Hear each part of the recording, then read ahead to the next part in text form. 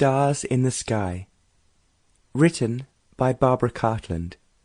Narrated by Anthony Wren. Chapter 1. 1878. It was after 10 o'clock in the evening, but carriages were still rolling up to the imposing house on Park Lane that was the residence of Lady Lamborne. As the front door opened to admit various tardy guests, strains of the latest fashionable waltz escaped into the crisp night air. Lady Lamborne's annual masked ball was famous, and everyone of consequence in London hoped for an invitation. The ballroom inside was crowded. Tiaras sparkled under glowing chandeliers. Couples whirled elegantly about the dance floor, creating a melee of colours. The muslin drapes at the French windows billowed gently, ushering in a welcome breeze. Sylvia, daughter of the Duke of Belham, had danced until she was dizzy. She was hoping to sit out the next waltz, but here yet was another gentleman reminding her that his name was on her card.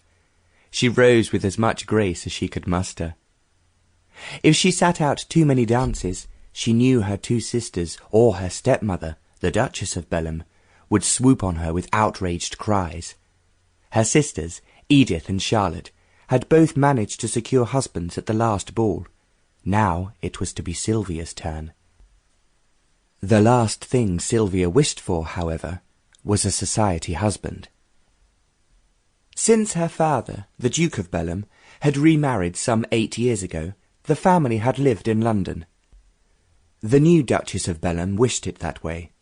She had no desire to bury herself and her handsome stepdaughters deep in the country, at the family seat of Castle Belham. "Why, I'd simply die with all that silence," she would cry, when the Duke tried to coax her into spending a summer at the castle. "And when it isn't silent, the noise is simply barbarous. Cows and cockerels and dogs, and foxes howling in the woods. My darling husband, if you love me, you'll never ask me to disappear into the wilds like that." The Duke would fall silent, for he did love the Duchess, and he was grateful that she was such a conscientious stepmother. As he did not relish spending the summers alone, he remained with his family in London or on the Riviera, where the Duchess insisted they keep a seafront residence. It was on the Riviera that he had discovered the pleasures of the casinos. His elder daughters, Edith and Charlotte, were delighted with their existence. They shared with their stepmother a love of town gossip, expensive hats, tea parties and balls. Sylvia, however, longed for the country life. She greatly missed Castle Belham, where she had lived until the age of 10.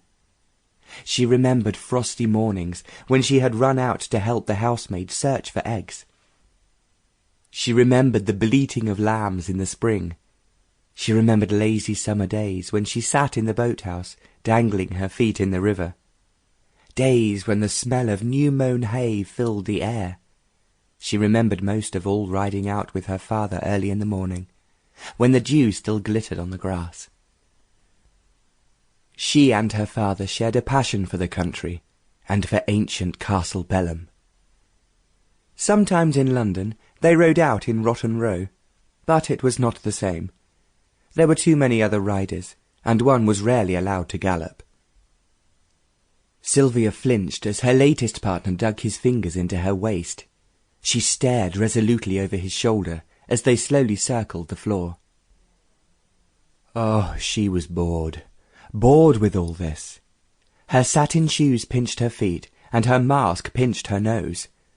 She had danced with so many dull men who only wanted to indulge in light banter. Surely there was someone here who had something to talk about other than Ascot or the latest singing sensation at Covent Garden. At last the dance ended, and Sylvia was led back to her seat. She sank gracefully onto the red velvet chaise, and surreptitiously eased her feet out of her shoes. Sample complete. Ready to continue?